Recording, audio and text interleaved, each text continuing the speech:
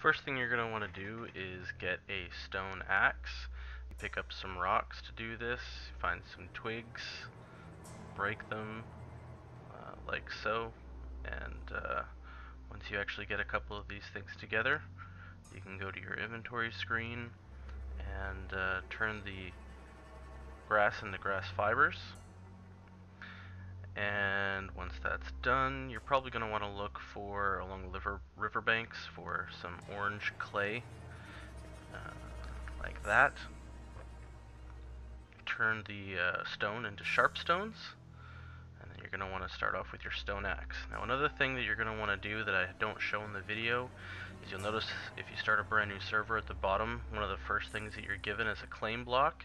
You're going to want to hide that and put that in your backpack.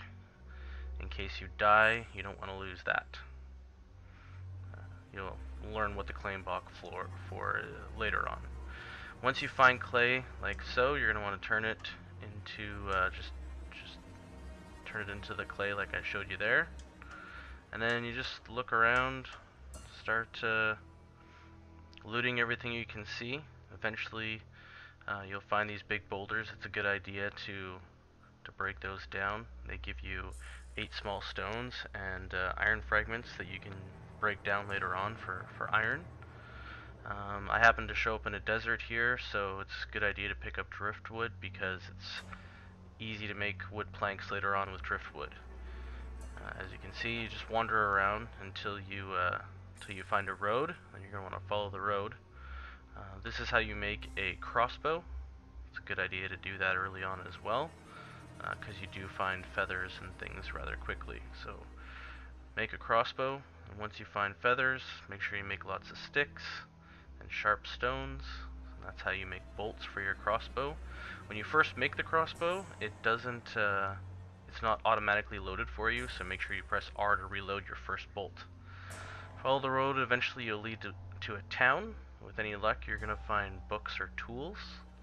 So as you can see here, I'm kind of going down a road, and then you'll see in the background a building will pop up, and that's the start of a town. I just kind of, for the sake of the video, sort of shortcut to that room.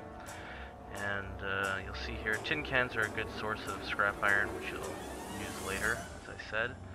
And that is what the Forge Ahead book looks like. You're going to want to read that. That allows you to make a forge. Read all the books you can. You only need to read them once. If you happen to have multiples of the book after you've read it, pretty much the only thing it's good for after that is burning. Unless you're on a server that's got a mod that turns the books into paper. So after you find the Forge Ahead book, usually it takes a while. You want to find whatever food that you can and water, and then just basically dig a hole in the ground. As of the time of the making of this video, zombies can't dig down, so you really don't have to go very far.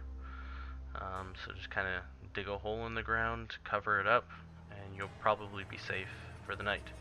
You'll notice that it's 1600 hours on the clock here, 1630 on day 1. So I do have some time before night. I'll show you how to make a forge here. You basically need some small stones and a iron pipe, which you find from looting. They're not hard to find. Just basically find them in garbage cans or trash piles. You'll find a pipe. And once you've got your forge down, now you can make use of the clay that you had earlier, and you want to make your iron ingots.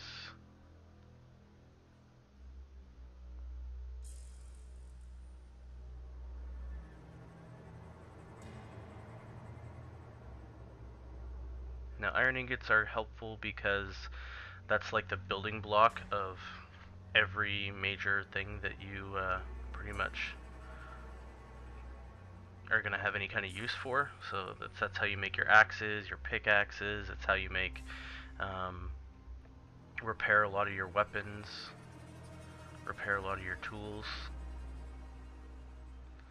Now you'll notice in my inventory here I've got tin cans which can be broken down into scrap iron, as well as the Um, there's little iron fragments on the left hand side. I have 26 of them.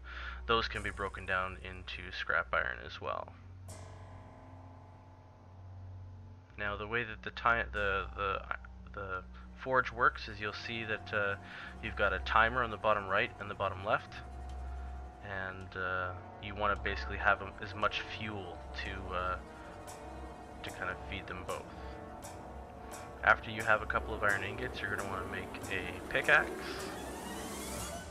After you have your pickaxe, then you can go quickly and easily dig into the side of cliffs and dig into the ground to get large iron chunks, which yield a lot more than scrap iron and iron, uh, you know, bits do. I like to make a fire axe next just because it's easy to get wood then, especially if you're in a forest area. You just chop down some trees. The stone axe is still useful to have until you find a repair tool of sorts, but I'll save that for another video. Anyways, good luck.